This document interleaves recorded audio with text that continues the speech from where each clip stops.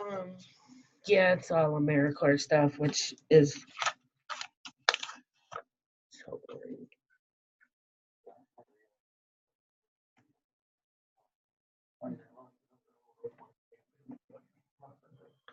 Yeah, not at all. So yeah, I'll keep you.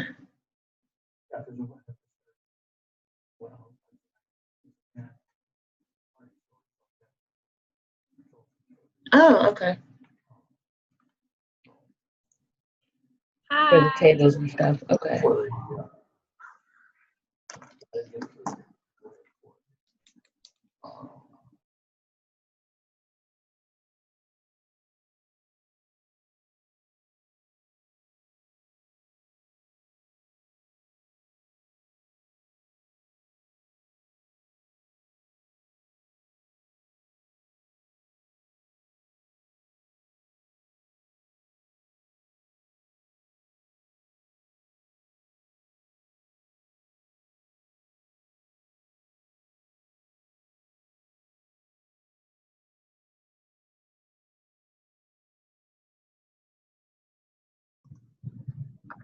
There we go.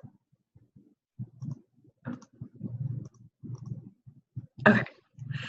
So this is the Summer of Service Supervisor Training for Iowa Campus Compact, and we're going to talk today about planning your on-site orientation and training. And so we'll get into what that means in a little bit, as well as what that should look like for your organization. There we go. So I'm Monique Ellison. I am a program coordinator here for Iowa Campus Compact, and I specifically work with our VISTA program, our AmeriCorps VISTA program.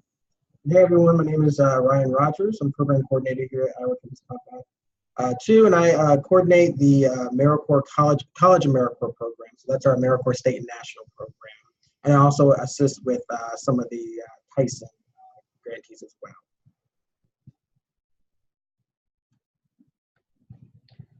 Alrighty, so when we're first looking at what an on-site orientation and training plan is, so this verbiage, I would say, comes from VISTA.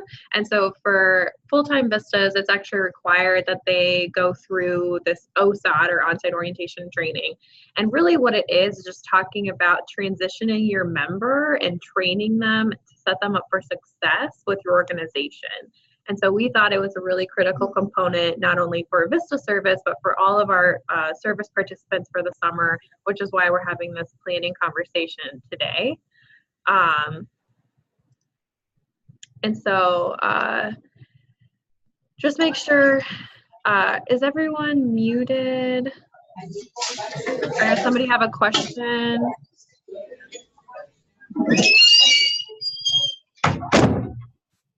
I'm just gonna mute you so that but yeah, if you do have a question, please feel free to kind of interject. Oh, sorry. But so what the on-site orientation and training really is about is just like getting your new service member familiar with your organization as well as your community. So the core components are, you're going to do introductions with staff, and we'll go through each of these. You're going to give them a tour of your office, your community. You're going to review your organization policies, go through a position description work plan, give them any other relevant or training that they need for their project, and then also go over your specific supervisor expectations with them. And I'll add to this that I know some of our summer reading course sites, so a lot of this language is from the AmeriCorps VISTA side, so Summer VISTA, but a lot of this does apply, and something I was going to say kind of to set this entire thing up as we're going through, because the first few slides you would think are maybe kind of a little bit basic, but it really just kind of makes sure that the member that you're going to be having at your site is catching the culture of your site, also catching the culture of your community and getting acclimated to the community, as well as feeling a part of the team. So that's something that we really want to make sure that these AmeriCorps members or these participants that are in these programs, they really feel a part of your team, so that they really feel connected and they can do the best work that they can at your sites. Can I just hear like or get a quick thumbs up from people of like, can you hear us?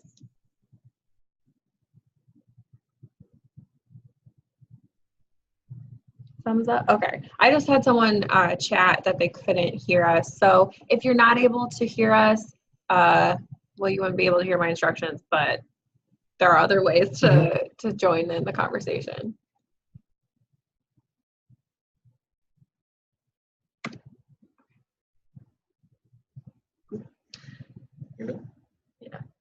Yeah.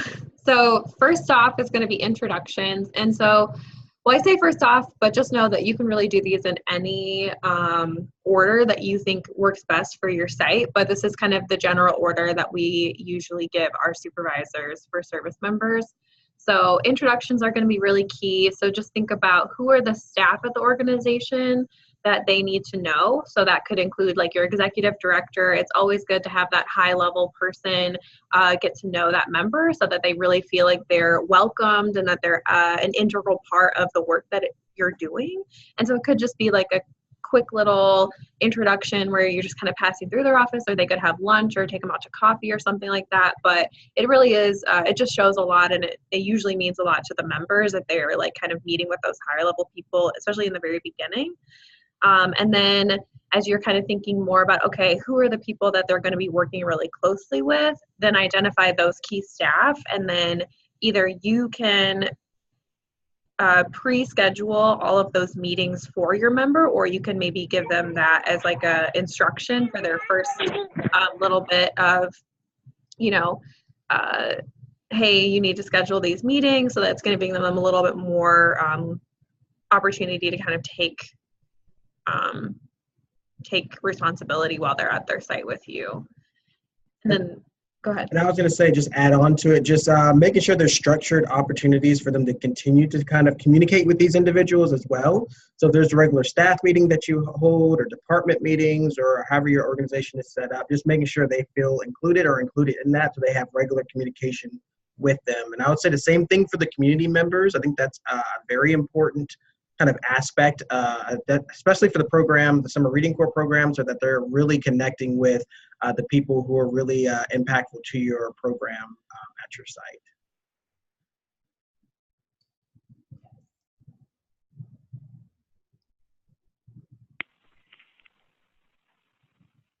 So I think some other things that you can do as well is just getting them acclimated to where their workstation is at. So again, kind of very basic things, but making sure they feel like they are part of the team and they're not just kind of a random volunteer that's coming in to help your organization. So where their workstation, their restrooms, lunch break area, meeting rooms that they can be reserving for possible meetings with any beneficiaries that you have, where the park at, office supplies, how to order new office supplies if they run out of any, emergency exits, as well as any kind of event areas that you typically use for your program. So kind of all the basics, just to make sure that they really feel acclimated to your site as they're there. I don't really think I have anything to add, except just making really clear that it is a very good idea to go over not only emergency exits, but where they should go in case of like emergency weather. So like, where do you go if there's a tornado? That would include like fire, you know, stuff like that. So just be really thinking, because they're only going to be with you for a short time over the summer, but they're still part of your staff. And so if there is something that happens during an event that they're leading, like people are going to be looking to them to kind of say, this is where we're going, this is what we're doing. And so by no means are we going to expect them to be an expert like a full-time staff of your organization would be, but definitely make sure you're kind of reviewing some of those things just so that they're not caught completely unaware, and so that they know also how to like look out for their own safety as well.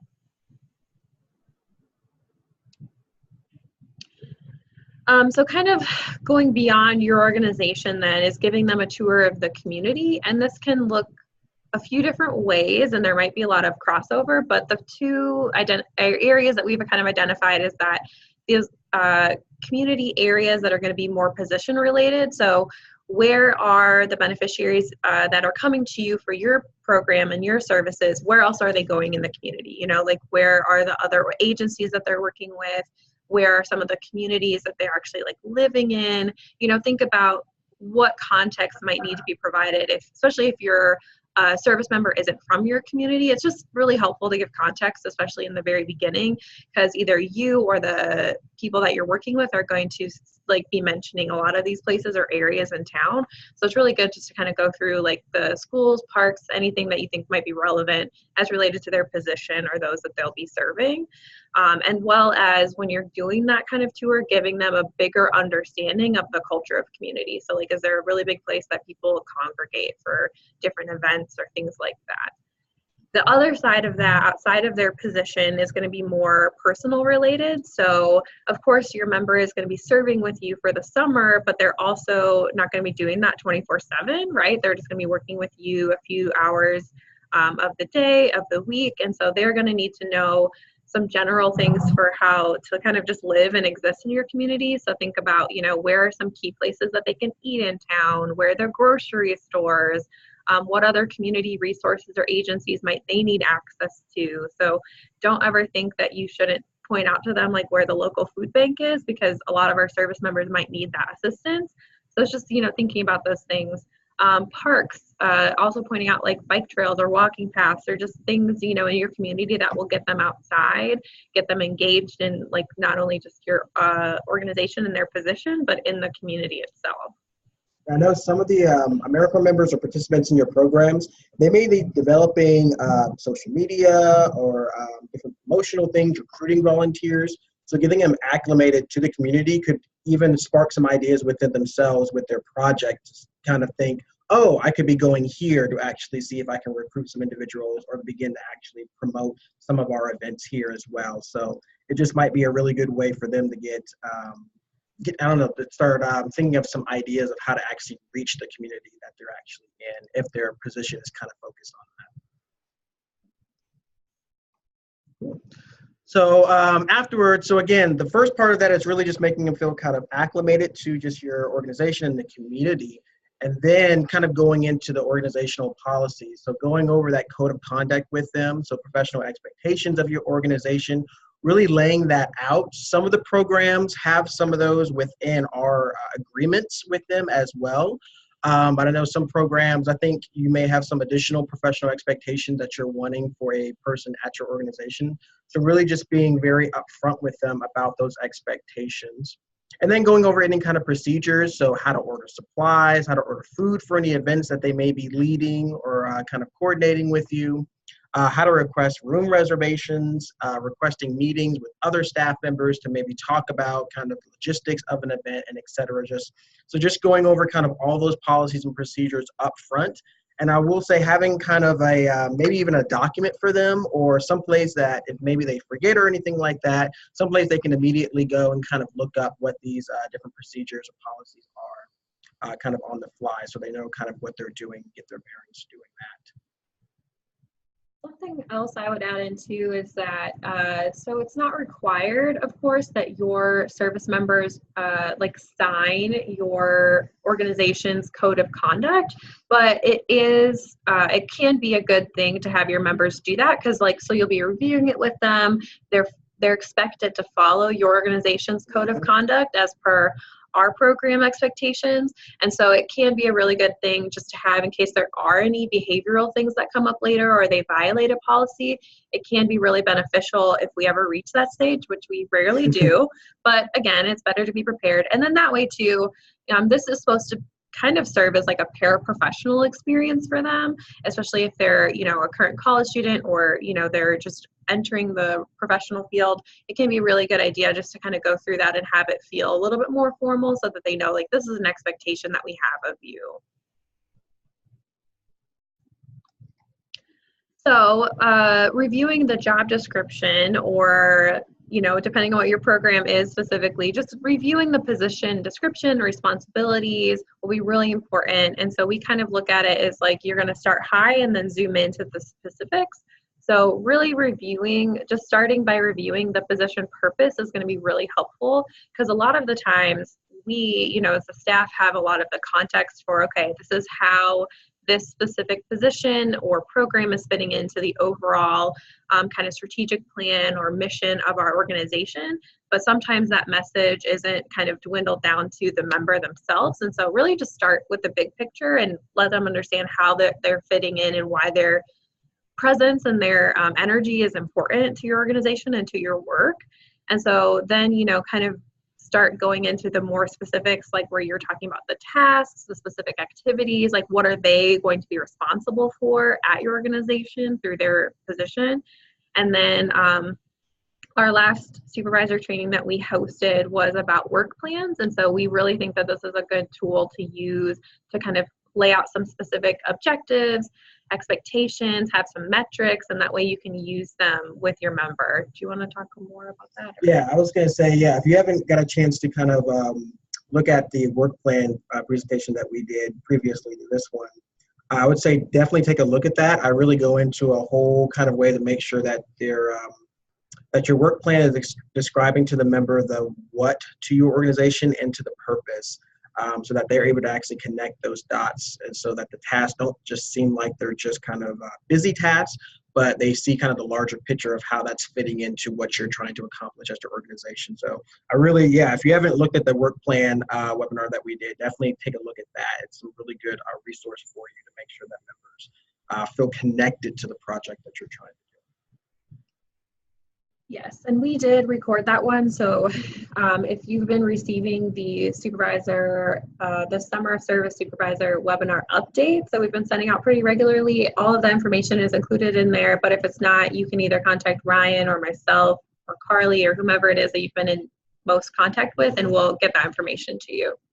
I think the last thing that I mentioned on this slide is that, so reviewing the task and the activities, so I know some of our programs do have some prohibited activities that the members cannot be doing. So that's a really good place to kind of sit down and really go over the specific things that they should be doing at your site, just to make sure that they're not doing anything that is prohibited by our grant at all. Yes. And at least for the AmeriCorps programs, so the Summer Reading Corps and Summer Vista, at our orientations with your members, we will be reviewing prohibited activities very explicitly, but it's always good to review them and to make sure that you and the member, if you have any questions from the beginning, you're just reaching out to us. But yes. So the next one is relevant training. So this is really just thinking about what are those skills or knowledge that they might need specifically for their project. So an example from last summer would just be, how do you work with children? How do you discipline them at different ages, depending on like developmental abilities and things like that. So just think about, maybe it's not even, this is a training that we give everyone who comes in, but just think about what are some skills that they might need to know in order to actually work with those that they'll be serving. This could also go, we gave some examples here. So like using people first language. So, just kind of teaching them, how to say or talk about the community that they're serving. So we don't say homeless people, we say people who are experiencing homelessness, things like that. If they're going to be interacting at all or doing anything with like ESL learners, like how do they, what are some tips and tricks for that, as well as, I put how to discipline children in a professional setting. Anything else you can think of? Nothing else. I would just say, definitely this is different from the, I know with some of the supervisors and sites that we've been going to, we've been talking about kind of webinars that we'll be providing over the summer. So this is something that's separate to that. So those webinars are going to be more kind of professional development, event planning, how to use an education award. What we're talking about here is just specific training that's going to be very useful for them at the site, at your sites, and whatever type of trainings that you have normal volunteers or other staff members go through. These are the type of trainings that they should be experiencing as well. And this, don't think about it don't try to put it in a box of like, oh, this is like an official training. This could go back to when we were talking about introducing them to other key staff of your organization. So maybe your member won't be doing a lot of social media, but they'll be helping out a little bit. So that could be a training where you set up a meeting with your social media person or your marketing person, and then they just have a conversation and they talk about, okay, this is what it is that we're doing. This is what I'm going to ask of you. So it can be, a little bit more low key. It doesn't have to feel so oh, this is a really official training. All right, and then the last expectation here, or kind of on-site orientation item, is just supervisor expectations. So as a supervisor, going over the expectations regarding how you're wanting to communicate with your participant, your intern, your AmeriCorps member. So is phone call the best way, email, text, what kind of meetings you're wanting to set up. So you're going to meet weekly with your member, you're going to meet bi-weekly, punctuality, so going over that ahead of time with them, and then how you're going to handle sick leave or time off. And there is some stipulations with that. So Summer Vista members don't receive these leave type of benefits, but if you're with the Summer Reading Corps program, there is some leeway within those as well. So just kind of very upfront going over those expectations with them, so that there's no questions about it, or towards the end of their service they're trying to figure out exactly how to use any of these different things. But just making sure you're very clear with this with your members going forward. Yes, and I definitely cannot stress enough how important communication is. So really just set that up from the beginning. Most of the issues, if we see any at all from our summer programming, is that they all stem around communication. So if you do not want your summer service member texting you that they're running late or that they're whatever, tell them that from the beginning. Like, tell them, like, I do not want you to text me. You need to call me. You need to email me, because believe it or not, texting might be their first go-to. And if you're not okay with that, that's okay. You just need to set that expectation with them from the beginning. And so it's just a really good thing, good practice to be in with any volunteer or person that you're supervising, just to go through that from the beginning as well. And that goes to thinking about communication of, like, if they're reaching out to other staff, we talked about earlier, like, how would they request meetings? So if they're, at the level with a project where they need to be communicating with your executive director or with like a department head or someone really important, and you want them to just make sure that they have like a certain email protocol that they're following, please go through that with them, because if you're not communicating with those expectations, they're just going to do whatever it is that they normally do, and that might not meet your expectations, and it could violate like a code of conduct, or you just want to be making sure that we're setting them up for success. That's what we really want to make sure that we're doing here, is that we don't want there to be any issues, of course, throughout, but we just want to make sure that we're giving them every resource necessary so that they feel like they are going to be successful and they're not like tiptoeing around. And something I'll mention too, kind of going back to the leave time benefits, if you're a non-Summer Vista site and also a Tyson site, so more Summer Reading Corps, even though they have leave time and it's really based on hours, we always still encourage members and sites just to kind of go with whatever expectation or whatever policy you have around leave time, just going with that. Even though there isn't kind of a strict on our end kind of stipulation on leave time. So just going with whatever you have. So really treating them as a staff or volunteer at your site already. So whatever you have in place, I would definitely enforce that while you're there. And I know most of you probably aren't part of the Summer Vista program, but I will just speak to that really quickly. So for Summer Vista, technically, according to the Vista policies, members do not receive any leave benefits, which includes sick time and personal time, right? So medical days, personal days, vacation. However, they would receive like a federal holiday. So right in the middle of their term will be July 4th. So if you observe like the 4th and the 5th and your organization is closed for the holiday, they would receive that, and it would just be considered like PTO, right? The other thing to really keep in mind is that we are very realistic in our expectations of members, and we understand that people might be sick, that their family, something might happen over the summer, they might have a family vacation. And so our rule of thumb is just that if they're communicating with you, like your Summer Vista member is communicating with you as their supervisor, and you are okay signing off on whatever time off that they might need, we trust your judgment. We know that you're going to get done what needs to be done to be successful for your project. We just won't be tracking any of that. And I also just won't be asking any of that. Yes, so there's a question in the chat box. Does the federal holiday apply to Summer Reading Corps, or is that just for Summer Vista?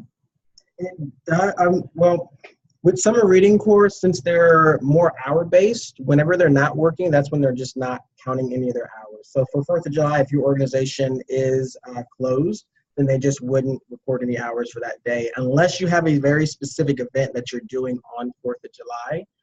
If they are doing that, then we would just want that included within the position description of that member. So that's where that schedule, perceived schedule at the very end of that position description template that we gave to you all, just making sure that's clear that they will be working on a holiday. And if you have any other specific questions related to your program, you can get in contact with one of us. We'll be able to maybe dive more deeply into like a specific scenario than we really want to do right now, since we're talking to all different programs here. But thank you, good question.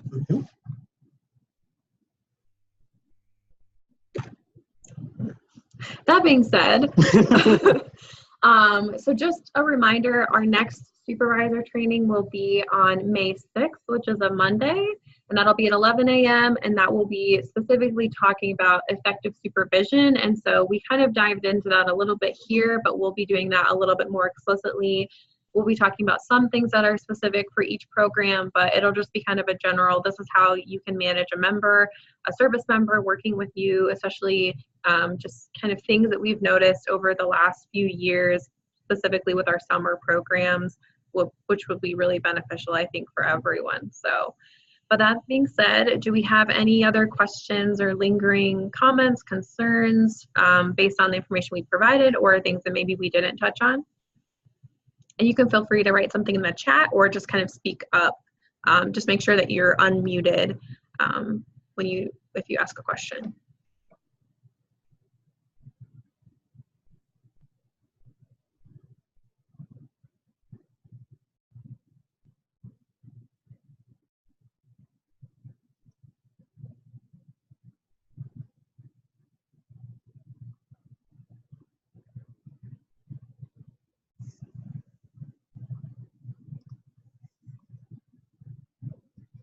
Well, it doesn't appear that there are any questions, which means we did a good job. Yay. But if you do have any follow-up questions or want to talk through specific scenarios, please just reach out. But we'll make sure that this recording is shared out with everyone, as well as the slides, so you'll have all those materials. And same goes with all of our other trainings. Those are all available to you. So if you don't have access to them, just let us know. We'll make sure that you do have access. And thank you so much for joining us today. Yeah, thank you.